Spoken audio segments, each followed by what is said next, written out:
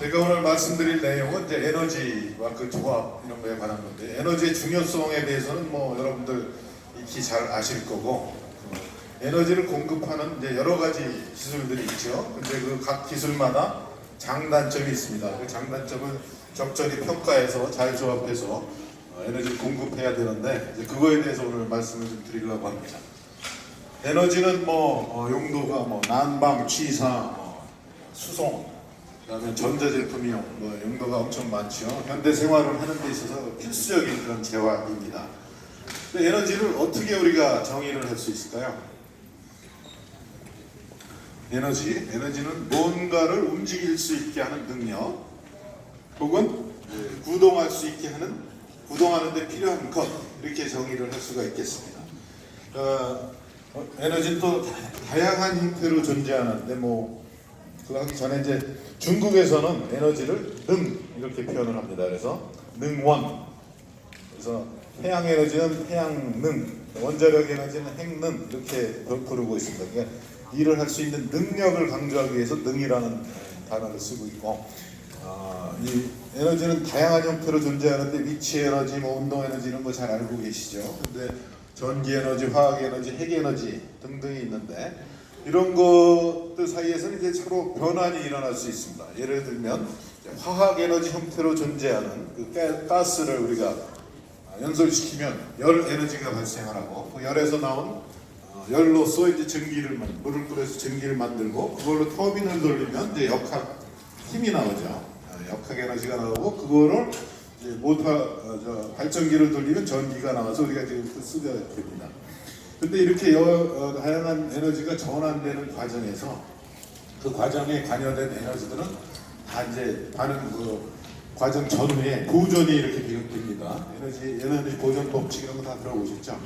그렇지만 그 과정 후에는 일부 에너지는 쓸모없는 에너지로 이렇게 전환이 됩니다. 그거는 이제 모든 자연에서 일어나는 그런 과정은 소위 무질서도가 증가하는, 엔트로피가 증가하는 그런 법칙을 따르기 때문에 이제 쓸모없는 에너지가 생기고, 그렇기 때문에 우리가 에너지를 어떤 이 자원을 채굴하든가, 에너지 자원을 채굴하든가, 아니면 발전을 해서 계속 이제 쓸모 있는 에너지를 이제 공급을 해줘야 됩니다.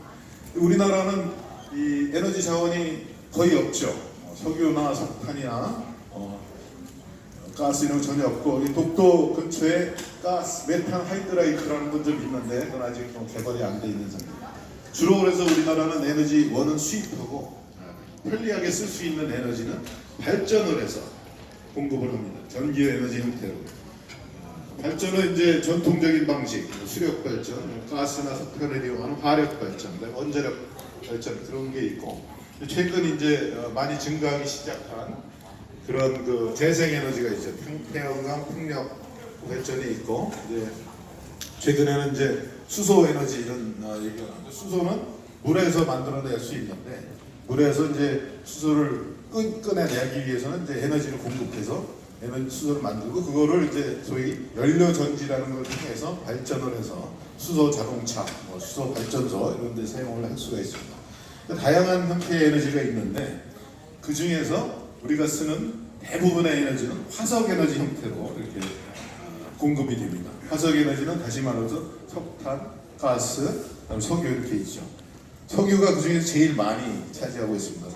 2000년대 구성을 보면 36%가 석유고, 2000년대는 이제 100억 석유톤에 해당되는 에너지가 이렇게 공급이 됐었는데, 16년 뒤에는 138억 석유톤에 해당되는 에너지가 공급됐습니다. 16년 동안 38이 늘었으니까 거의 한 1년에 2% 정도씩 이렇게 에너지가 늘었고요. 그래도 이제 석유의 그 비중은 2000년대는 36에서 32%로 좀 줄었지만 아직도 석유가 가장 중요한 그런 에너지원으로 볼 수 있습니다. 그래서 석유가 가장 많은 비중을 차지하기 때문에 이제 석유가 에너지원의 가격을 결정하는 중요한 요인인데요. 이게 이제 원유가를 이렇게 지난 한 20년 동안 이렇게 그려본 겁니다. 여기 보면은 여기 2004년, 2005년을 중심으로 해서 이렇게 좀 석유가가 안정된 상태에 있다가 이렇게 급등락을 하는 이런 모양을 보이는 이렇게 변화하는 게 보이죠. 자, 이게 무엇 때문에 저렇게 됐을까요? 무엇 때문에 이렇게 유가가 안정기에서 급등락기로 이렇게 바뀌었을까요?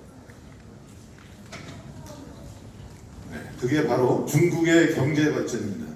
이게 중국의 원유 이제 수입, 원유 소요량인데 이 밑에 있는 거는 이제 중국 국내에서 자국 생산 원유고 그 위에는 이제 수입하는 양인데 2004년 이후로 중국의 이제 급속한 경제 발전에 따라서 원유 수입이 급증했습니다. 자국 내보다 훨씬 더 많은 원유를 생산한 거죠. 그렇기 때문에 이렇게 이제 원유가가 중국의 수요가 들어서 원유가 올라가기 시작했고, 그렇지만 또 갑자기 이렇게 유가가 떨어지는 경우가 두 번 나타납니다. 여기 처음에 떨어진 거 2007년, 8년 이때 떨어진 건 왜 그랬을까요? 네, 이거는 학생들은 잘 모르겠지만 2008년에 금융위기가 있었습니다. 리만 브라더스 사태. 그래서 국제 경기가, 세계 경기가 위축돼서 떨어졌고, 그 다음에 두 번째 2000한 15년, 14년 이때 또 떨어졌는데 이때는 왜 그럴까요? 요거는 바로 미국에서 셰일가스를 엄청나게 생산할 수 있게 됐기 때문에 그렇습니다. 셰일가스라는 것은 지층에 셰일층이라는 게 있어요. 그래서 가스나 이제 석유가 이렇게 내장돼 있는데 그거를 채굴하는 기술이 저희 수평으로 드릴링을 해서 고압의 물을 거기서 뿜어줘서 거기서 이제 틈에서 나오는 가스를 채굴하는 그런 방식이 소위 프래킹이라는 방식인데, 이 방식으로 석유와 가스를 채굴하는 기술이 2004년에 이제 도입되기 시작했고, 2004년에 처음 도입됐을 때는 이 수중에서 이제 수평으로 쉐일층에 뻗어나는 이 파이프의 길이가 600ft 혹은 0.1마일, 그러니까 160m 정도 되거든요. 근데 이게 몇 년 지나서 1000년 지나서 수평으로 가는 길이가 1마일이 됐어요. 1.1km. 더 많이 풀어서 더 많이 이제 가스를 채굴할 수 있게 됐고, 그게 이제 2013년이 되니까 한 식수공에다 여러 개 파이프를 박아가지고 23마일까지 이렇게 뽑을 수가 있게 됐고, 그게 이제 최근에는 2016년에는 28마일까지 한 식수공에 파이프를 박아서 굉장히 많은 그런 가스를 시축할 수 있는 그런 기술이 확보가 된 겁니다. 그러다 보니까 셰일가스 생산이 급증을 한 거죠. 급증을 하고 싸게, 그러니까 저렇게 효과적으로 뽑을 수 있으니까 싸게 생산을 할 수 있고, 그래서 많이 나오고, 그러다 보니까 이제 유가가 떨어지게 된 거고요. 당초에는 2012년만 하더라도 셰일로 가스를 생산하고 오일을 생산하고 그러는 게 상당히 비쌌습니다. 평균이 50달러, 배럴당 50달러였는데 셰일로 하던 게 이제 90이었었는데, 이것이 이제 2017년 가면서 평균보다 낮아졌고, 사우디아라비아에서 원유를 생산하는 수준 정도로 낮아졌고, 또 생산량도 사우디아라비아에서 생산하는 양만큼 미국에서 이렇게 생산을 하게 된 겁니다. 거기다가 요게 뭐냐면, 이거는 이제 쉐일이 아니라 전통적으로 석유를 생산하는 그런 기술로 생산하는, 이거 두 개 합친 게, 그래서 미국이 사우디아라비아보다 더 많은 석유를 이제 생산을 하게 된 겁니다. 그러니까 그 전에는 이제 미국이 중동을 굉장히 중시를 했었어요. 석유를 안정적으로 이렇게 확보를 하려고 중동 지역의 그 정치적인 안정에 굉장히 힘을 썼었는데, 지금은 더 이상 이제 그럴 필요가 없게 된 거예요. 자국에서 석유가 많이 나니까, 가스도 많이 나고 그러니까 이제 중동에 대해서 좀 등한히하게 됐고, 그래서 이게 작년에 이제 이란의 핵 문제 갖고 이렇게 말썽을 부리니까 석유를 금수 조치를 시키고, 이렇게 이제 그런 액션을 취할 수 있게 된 근거가 됩니다. 그다음에 또 러시아 같은 경우에는 석유 수입이 국가 재정에 큰 기여를 하는데, 석유값이 떨어지니까 러시아의 영향력이 떨어졌어요. 러시아가 사실 굉장히 큰 대국 같지만 GDP로 보면은 우리나라하고 별 차이가 없어요. 작년에 우리보다 한 칸 높았고, 재작년에 우리보다 하나 낮았고, 그래서 러시아의 영향력도 이 에너지 문제 때문에 떨어졌고, 또 사실은 이제 요새는 중국이 이제 경제 발전을 하고 나서 이제 세계의 그 정치적인 영향력까지 행사하려고 소위 중국 불기가를 확대시켜 가려고 하는데, 그것도 이제 미국에서 그 강대한 그 에너지를 확보하는 것에서 나오는 강대한 힘으로 중국 불기도 견제하기 시작해서 이제 미중 무역 분쟁이 시작되고 최근에 이제 화웨이 미국 중국의 전자회사 네트워크 회사를 견제하는 그런 것까지 갖고 이런 것들이 결국은 이제 우리 생활에 영향을 미칩니다. 그래서 과거에 미국은 소위 세계의 경찰 국가로서 이렇게 여러 나라 다 지키고 그러는 지금은 이제 아메리카 포스트 그래서 자국민의 이익을 위해서 이제 경제나 정책 전략이 바뀌었죠. 그것이 결국은 이제 우리 국민의 경제나 정치적인 그런 환경에도 영향을 미친다는 겁니다. 그래서 이 책에도 나와 있는데 쉐일업 혁명가 미국 없는 세계 이만큼 에너지를 확보하는 게 정치 경제의 여건이나 패권 이런 거를 잡는 데 있어서 변화시키는 데 있어서 큰 역할을 한다 이런 말씀을 드릴 수 있습니다. 그럼 지금부터 이제 우리나라의 그 에너지 여건, 에너지 상황에 대해서 좀 말씀을 드릴게요. 우리나라는 우리가 사용하는 에너지의 94%를 전부 수입을 합니다. 우리나라는 자국에 그 에너지 원이 없기 때문에 94% 수입을 하는데 수입액은 한 1,100억 달러 정도 돼요. 우리나라 수출하는 거에 한 20% 넘게 다 그 20% 수출해서 버는 거에 20%는 에너지 수입하는 데 씁니다. 공급되는 에너지는 이제 3억 원유 톤에 되는 에너지를 수입하고 이 에너지를 이제 실제로 사용하는 데 있어서 전환을 하는 과정에서 좀 손실이 있어요. 발전 과정에 손실이 있고 그래서 한 78%가 사용이 되고 그 중에서 이제 전기의 형태로 소입이 되는 게 여기서 보면 한 18%, 19%가 총 우리가 소비하는 에너지 중에서 19%는 전기 형태로 소비되고 그 양을 보면 58 기가와트 이어야 됩니다. 기가와트가 100만 킬로와트예요. 그러니까 100만 킬로와트 발전소 58개가 1년 동안 발전하는 양이 58 기가와트예요. 그만큼의 이제 막대한 에너지를 우리가 전력 에너지를 사용하는데 그 어디에 주로 사용을 하냐면 산업에 그러니까 사실 많은 전기를 쓰는데 주로 쓰는 데는 어디냐면 55%가 산업에 사용이 되고 있습니다. 전기는 계속 꾸준히 많이 사용되고 있지만 지금 이제 요새는 더 전기 사용이 되는데 이제 가정에 이제 가스레인지 대신에 인덕션 레인지도 쓰고 그전에는 세탁기만 있었는데 이제 전기 드라이어도 쓰고 그 다음에 이제 전기 자동차도 점점 확대되고 있고요. 그 다음에 인공지능 이런 걸 구동하는 데 필요한 그 데이터 센터 이런 데 전기를 엄청 많이 씁니다. 이런 구글 데이터 센터에 그 컴퓨터들을 연결하는 그런 모습인데 전기 엄청나게 들어가죠. 앞으로도 전기가 많이 사용될 거고 지금까지도 이제 전기는 사실 우리나라에서 많이 사용되어 왔습니다. 이거 그림을 보시면 연평균 한 2.5% 이상씩 이렇게 전기를 써왔고 사실은 우리나라는 그래서 전기를 사실 1인당 쓰는 전기가 1.16kW, 1.2kW 정도 되는데요. 이건 뭐냐면 우리나라 국민이 상시에 평사에 1.1kW의 전기를 모두 누군 다 쓰고 있다. 우리나라 국민이 5천만이라면 우리나라에 필요한 전기는 얼마가 되겠어요? 5,500만 kW가 이렇게 필요한 겁니다. 소요되는 전기량이. 그 전기량이 사실 우리나라는 이제 사용하는 전기량이 많은 축에 들어요. 세계 5위권에 드는데 우리나라보다 많은 나라는 캐나다, 미국 이 정도밖에 없고 그래서 우리나라가 전기를 많이 쓴다. 많이 쓰기 때문에 낭비한다. 이런 인식들이 보통 있는데 사실은 보면 우리가 주거용, 사는 데 필요한 전기는 13%밖에 안 씁니다. 아까 말씀드린 대로 우리가 전기를 많이 쓰는데 어디 또 쓰느냐?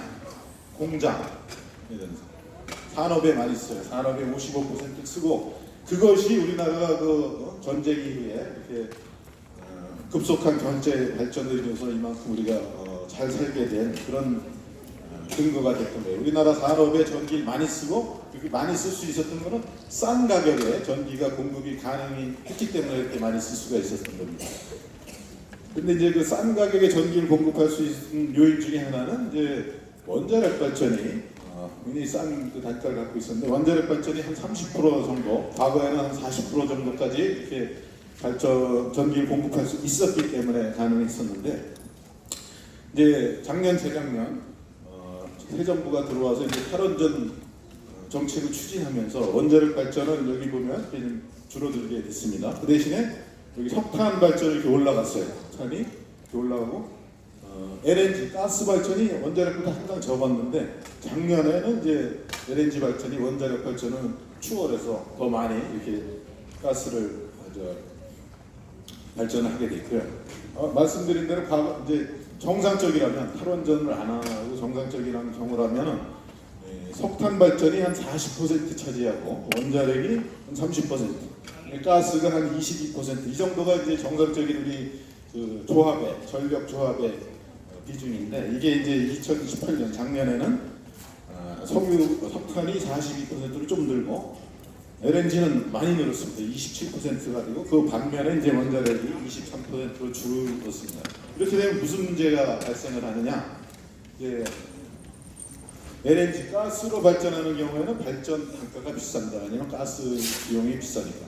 이거는 이제 한전이 발전 회사들에서 전기를 구입하는 가격인데 여기 보면 LNG 구입 가격은 굉장히 높고 그거는 한전이 전기를 소비자한테 파는 판매 가격보다 높습니다. 한번 낮은 적은 딱 한 번 있었는데 2016년 그때는 좀 이따 보여드리겠지만 LNG 가격이 굉장히 낮을 때만 한번 전기 구입 가격이 판매 가격보다 쌌고 항상 이 구입 가격이 판매보다 비싸기 때문에 LNG 발전이 늘어나면 늘어날수록 한전은 수익이 떨어지고 적자로 갈 수밖에 없는. 그거를 뭘로 보상을 해줬냐면 과거에는 원자력 전기, 원자력이 굉장히 싸거든요. 원자력은 이제 이게 한전이 사는 원자력 전기를 사는 가격이 한 60원 이렇게 되는데 실제로 원자력을 만드는 데 필요한 발전 원가는 한 54원, 50원 정도밖에 안 돼요. 나머지는 이제 한전이 이익을 찾는.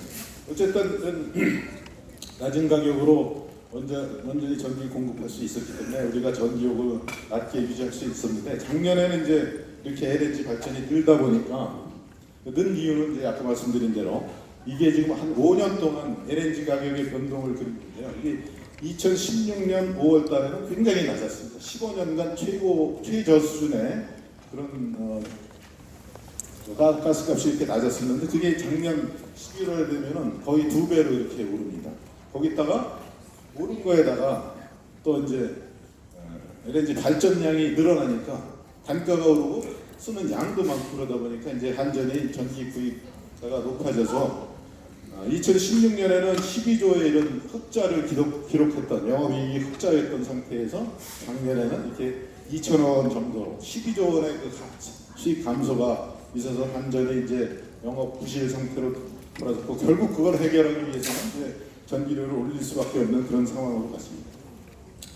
지금부터는 이제 주제를 돌려서 기후변화, 온실가스 이런 얘기를 하겠습니다. 지구온난화는 이미 관측된 현상입니다. 이게 산업혁명 이전 대비 1880년 때부터 지금까지 이렇게 온도 변화를 보면은 이미 이제 0.9도가 지구 평균 온도가 0.9도가 올라갔다라는 게 관측됐고 또 빙하가 녹아서 해수면이 20cm 정도 올라갔다는 건 이건 이제 관측된 사실이에요. 그 원인이 뭐냐? 그것이 이제 바로 대기 중에 온실가스, 특별히 이산화탄소의 농도가 꾸준히 이렇게 올라갔다는 겁니다. 그래서 이산화탄소 농도도 산업혁명 이전 대비 120ppm이 높아져서 지금 400ppm을 초과하고 있는데 이렇게 이산화탄소나 온실가스 농도가 높아지게 되면 대기층에서 원래 태양이 이렇게 태양 에너지가 지구로 온 것 중에 일부는 복사돼서 다시 위로 올라가는데 올라가던 게 이 온실가스 층에 의해서 반사가 돼서 다시 지구로 에너지가 들어오게 됩니다. 그래서 이제 온난화가 초래가 되는 거죠. 그래서 이런 걸 없애려면 이제 온실가스를 줄여야 되는데 지금 이 온실가스 중에 대표적인 이산화탄소의 그 배출량을 국가적으로 보면은 우리나라가 우리나라 그 국토 면적에 비해서 훨씬 크게 부풀려서 이렇게 많이 배출되는 걸 볼 수 있습니다. 그만큼 우리나라는 산업화가 많이 돼서 이산화탄소 배출량이 많은 거죠. 근데 이제 이런 건 우리나라 문제뿐만이 아니라 세계적인 문제이기 때문에 이제 이산화탄소 배출을 줄이자. 그래서 이제 그 2015년에 파리 기후 협약 이런 게 맺어졌고 그 이제 세기 말, 2021세기 말까지 온도 증가를 2도 이하, 지금 이미 0.9도가 올라가 있는데 2도 이상 올라가게 하면 안 된다. 그렇게 그런 약속을 맺고 이제 그 이산화탄소 감축 목표도를 정했는데 우리나라는 이제 2030년까지 지금 뭐 5.5억 톤 수준인데 이제 더 많이 올라가지 않고 6.3억 톤 이하로 하고 그 중에서 주로 발전 부분에서 나오는 게 많은데 그걸 2억 톤 이하로 이렇게 유지를 시키자 이제 그런 목표를 정했습니다. 그러려면 이산화탄소 발생이 많은 화석 에너지 발전을 줄여야 됩니다. 당연히. 근데 이제 화석 에너지 발전을 하게 되면 이산화탄소뿐만이 아니라 이제 소위 대기 오염 물질이 많이 배출되는데 그 중에 특별히 미세먼지, 초미세먼지의 이제 발생이 늘어납니다. 뭐 석탄에서 많이 나오고 LNG 발전소도 사실은 청정 연료라고 우리가 인식하고 있는데 그렇지 않은 게 LNG 발전소는 되게 도시 근처에 있거든요. 분당 이렇게 하는 분당 복합화력이 도심지에 가까이 있습니다. 그래서 가까이에서 이런 미세먼지가 나오기 때문에 인체에 미치는 영향은 더 유해하다 이렇게 볼 수도 있습니다. 근데 우리나라에서 평균 그 미세먼지 농도가立方미터당 28 마이크로그램인데 이게 이제 우리 인간 사람의 수명을 한 6개월 정도 이렇게 단축시키는 그런 악영향을 이제 냅니다. 평균 수명이 이렇게 6개월 단축되면 이제 자기 원래 미세먼지가 없을 때 살 그런 평균 수명보다 수명이 단축되겠죠. 그게 수명이 단축되는 사람이 몇 명이냐? 12,000명입니다. 우리나라에서. 미세먼지는 이거 어떻게든 줄여야 되는 그런 필요성이 있는 거죠. 미세먼지하고 온실가스를 줄일 수 있는 그런 발전 수단 가장 좋은 거는 재생에너지입니다. 그래서 풍력이나 태양광 같은 미세먼지와 온실가스를 배출하지 않고 또 자원의 공급이 거의 무한정인 그런 재생에너지를 확대할 필요가 있습니다. 그래서 전 세계적으로 보면 풍력이나 태양광이 굉장히 급격하게 이렇게 설비가 늘어났습니다. 2017년 자료를 보면 풍력은 연 10%, 그 다음에 태양광은 32% 이렇게 급격히 이제 태양광과 풍력 설비가 늘어났는데 그럼에도 불구하고 아직까지 전력 생산에서 차지하는 그 풍력과 태양광의 비중은 원자력에 비해서 이제 많이 적습니다. 원자력은 전 세계 발전량의 한 10%를 차지하고 있고 풍력은 4.4%. 그다음에 태양광은 이제 아직까지 원자력의 한 6분의 1 정도밖에 안 되는 1.7%를 차지하고 있습니다.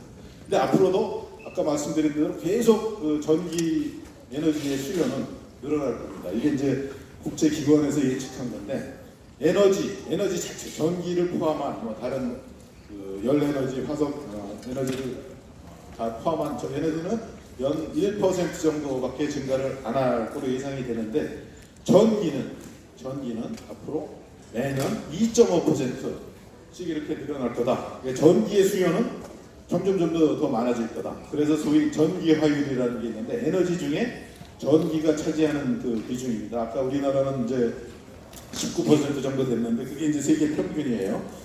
지금은 그런데 2030년에는 그 전기 화율이 21%로 늘어날 거고 2050년 되면은 27%까지 전기 사용은 계속 늘어날 거다 이런 전망이 있습니다.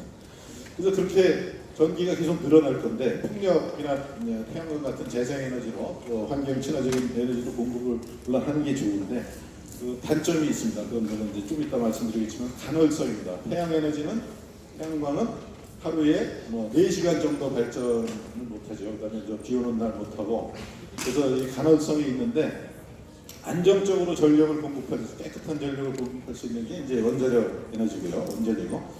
원전은 이렇게 원자로에서 핵 반응이 일어나면 거기서 나오는 열을 가지고 물을 끓여서 터빈을 돌리고 그 터빈에서 이제 발전기를 돌려서 전기를 만들어내는 그런 시스템입니다. 우리나라 대표적인 발전이 이제 원전이 APR 1400이라고 그러는데 1400은 뭐냐면은 1400메가와트의 전기를 낸다라는 뜻입니다. 1400메가와트의 전기를 내기 위해서 원전에서 생산해야 될 그 에너지는 4000메가와트입니다. 4000메가와트. 나머지 2600메가와트는 어디로 가느냐? 이거는 여기 터빈에서 나온 증기를 물로 이렇게 만들기 위해서 증기를 식히기 위해서 에너지가 이렇게 식히는 과정에서 에너지가 들고 그것이 바다로 빠져나갑니다. 이게 이제 쓸모없는 에너지. 이런 거는 다시 발전에 쓸 수 있는 그런 에너지가 안 된다는 이유입니다. 그래서 원자력 발전소는 이렇게 증기를 만드는 게 원자로에서 일어나는 핵 반응에 의해서 그 열로 만드는 게 이제 보통 석탄 발전소하고는 다릅니다. 석탄 발전소는 요 원자로 대신에 보일러가 있죠. 보일러에서 전기를 이제 만들고 그러는데 그것만 빼고서는 나머지는 이제 원자력 발전소하고 화력 발전소가 다 같은 겁니다. 원자력 발전소는 이제 장단점이 있는데 원전은 가장 중요한 장점은 뭐냐? 원자력은 고밀도 에너지원이다. 그거는 왜 그러냐면 화력 발전 이런 건 다 화학 에너지를 통해서 이제 에너지를 뽑아내는데 원자력 발전은 핵 반응 에너지입니다. 핵 반응 에너지. 여러분들은 아인슈타인의 E = MC 제곱 이거는 뭐 대강 들어서 알겠죠. 핵 반응이 일어날 때 전후에 질량이 감소하는 소위 질량 결손이 발생을 하고 그 질량 차이만큼 그게 이제 에너지로 이렇게 생기는데 그 에너지가 막대합니다. 그래서 100만 킬로와트 발전소, 1000메가와트 발전소 혹은 1기가와트 발전소를 1년 동안 가동하는 데 필요한 핵연료 양은 22톤밖에 안 돼요. 22톤이면 트럭 2대의 연료만 있으면 되는 겁니다. 근데 석탄은 그거에 10만 배, 220만 톤의 석탄이 필요해요. 그러면 이제 20만 톤짜리 배가 석탄을 잔뜩 싣고 가가지고 매달 그 화력발전소에 석탄을 공급을 해줘야 됩니다. 그래서 그 화력발전소 해안에 주로 있는데 그 야적장에 석탄이 많이 쌓여 있고 사실은 거기서 또 날리는 비산먼지 이것도 미세먼지 이거 발생에 중요한 그런 요인이 됩니다. 두 번째 장점은 이게 굉장히 대기 환경 친화적이다. 이게 미세먼지나 이산화탄소 발생이 가동 중에는 전혀 없다라는 게 중요한 장점이고요.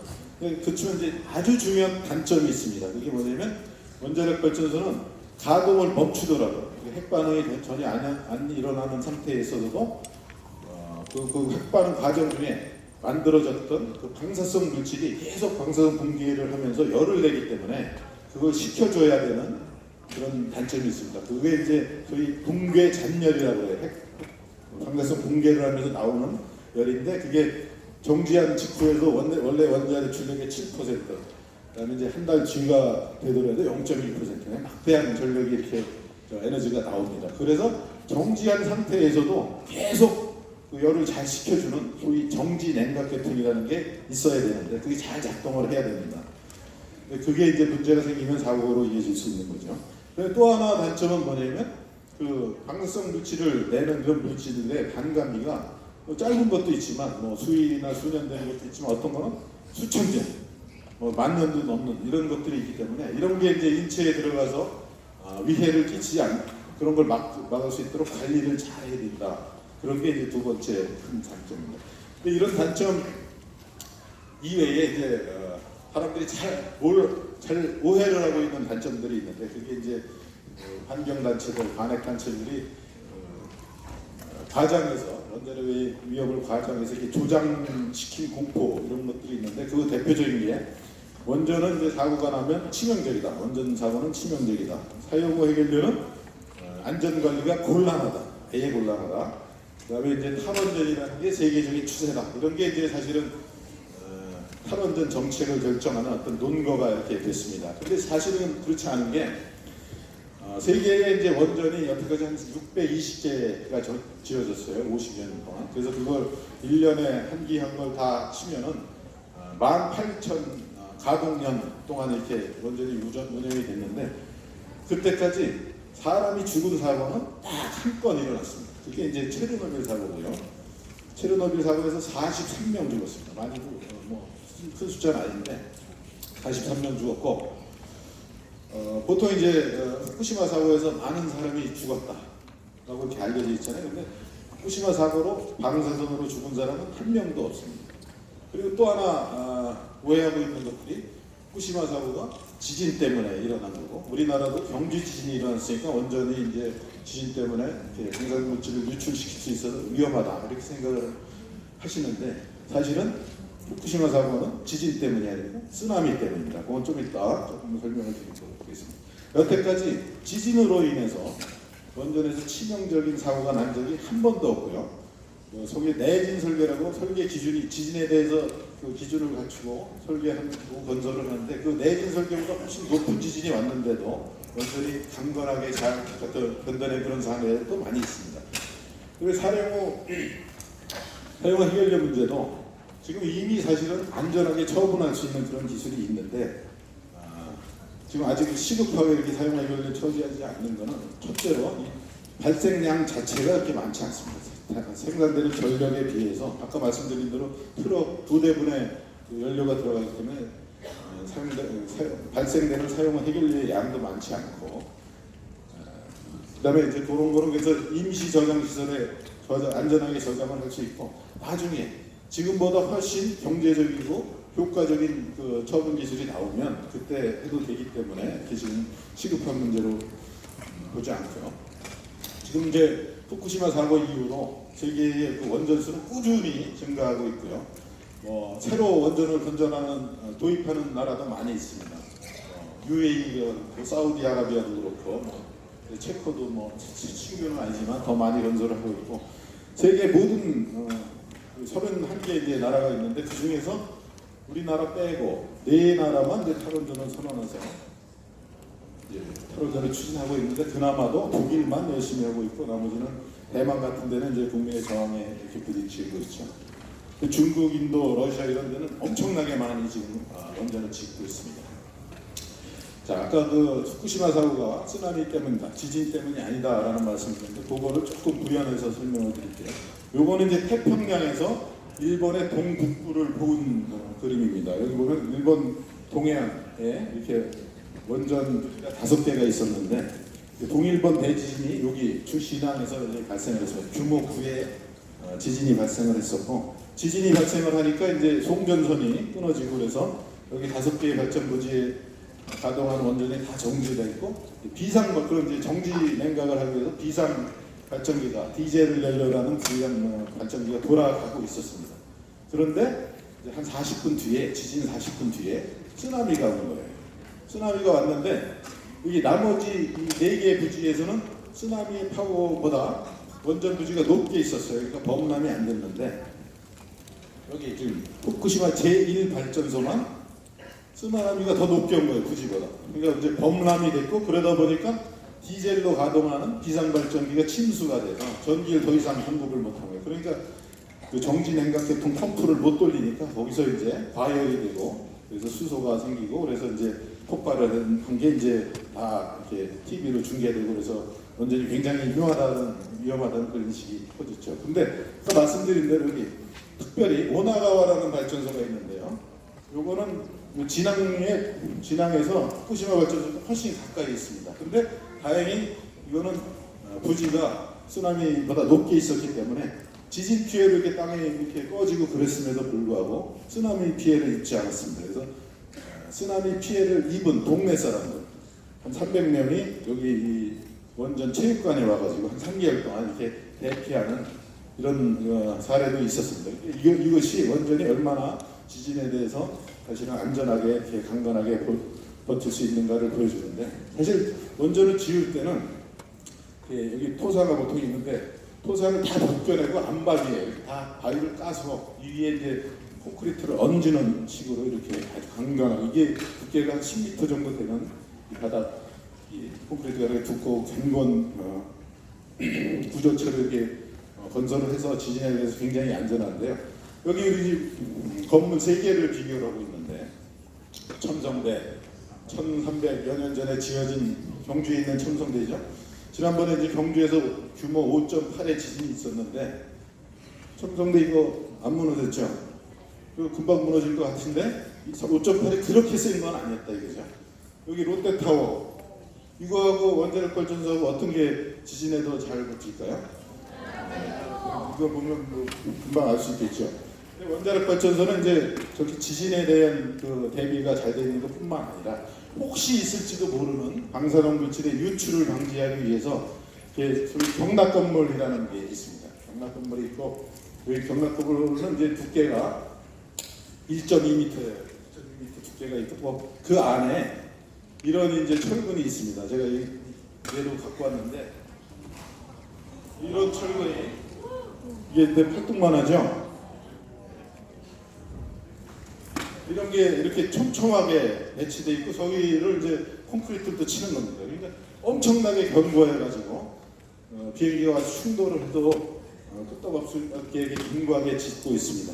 이게 아주 이게 일체 원자로 건물하고 주위 보조 건물하고 일체로 콘크리트를 아주 견고하게 짓기 때문에 지진에 대해서 굉장히 안전하고 그 다음에 이제 방사성 물질이 원자로가 혹시 잘못돼서 방사성 물질이 원자로에서 방출이 되더라도 이 경락 건물 때문에 이게 밖으로 빠져나가지 못하는데 그 사례가 이제 원전 사고 제일 처음에 일어난 게 미국에서 TMI라는 사고라는 건데요.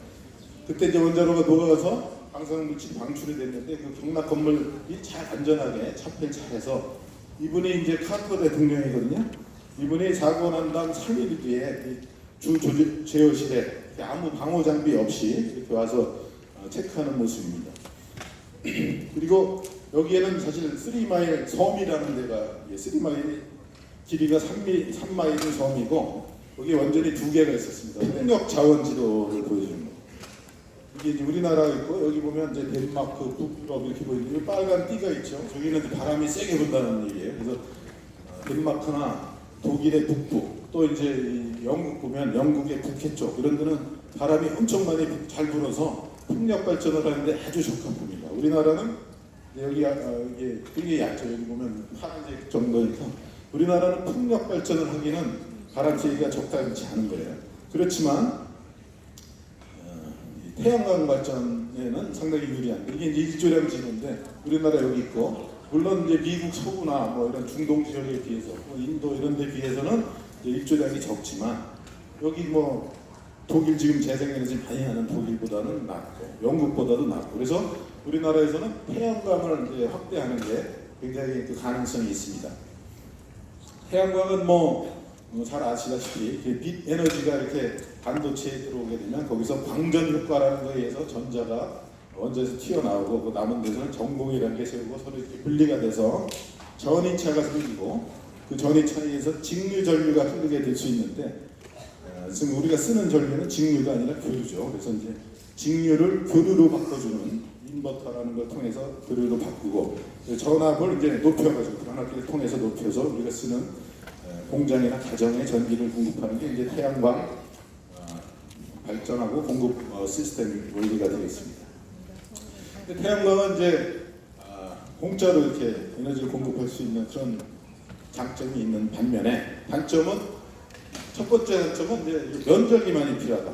에너지 밀도가 낮다라는 게 이제 제일 중요한 단점입니다. 원전하고 비교해서 100만 킬로와트짜리 발전소 하나 짓는데 태양광은 이제 12평방킬로미터가 필요합니다. 그러니까 뭐 6m 길이에 2m 폭 그런 면적이 있어야지 이제 태양광에 100만 킬로와트짜리 발전을 할 수 있는데 원전은 0.25만 있으면 돼요. 이게 거꾸로 다른 식으로 얘기하면 저런 발전소 4개 짓는데 원전은 1평방킬로만 있으면 돼요. 1kg가 있으면 4개의 100만 킬로와트짜리 발전소를 넣을 수 있는데 태양광은 거기 얼마 필요하냐? 48kg가 있어야 돼요. 48 이렇게 해야지 이제 되고 면적이 많이 필요하고 건설비는 이제 같은 용량이면 태양광이 당연히 싸요. 반밖에 안 돼. 근데 문제는 이제 태양광은 하루에 뭐 4시간, 보통은 3.5시간인데 많으면 4시간. 1년 내내 또 뭐 장마도 있고 뭐 이런 거 다 평균을 해보면 15% 정도 발전을 합니다. 원래 발전. 원자력 발전은 85%하고. 그래서 그 이용률의 차이가 5.7배예요. 그다음에 이제 수명도 보면 25년, 태양광 패널이 25년밖에 지탱을 못하는데 원자력 발전은 이제 60년 하고. 그래서 이제 같은 전력을 만들려면 이용률이 낮은 거. 그래서 원자력 발전소 하나에서 만드는 전력을 생산하려면 태양광은 같은 용량이 5.7배가 있어야 돼요. 그러면 이제 면적으로 보면 태양광 발전은 이제 272배나 있어야 되는 거예요. 우리 같이 땅이 좀 좁은 나라에서는 태양광이 이제 그만큼 불리한 거죠. 원전은 그만큼 유리한 거고. 건설비는 이제 5.7배가 0.5에 곱해졌으니까 한 이제 3배 정도 이렇게 늘어났고, 근데 또 문제가 뭐냐면 태양광은 25년밖에 못 쓰거든요. 감가상각을 고려하면은 원전에 비해서 7.1배의 감가상각비가 더 많이 든다. 그래서 이제 태양광은 우리나라에서는 비쌀 수밖에 없는데, 그래서 원전하고 태양광의 그 발전 원가를 비교해 보면 태양광은 최소한 한 3배는 비쌉니다.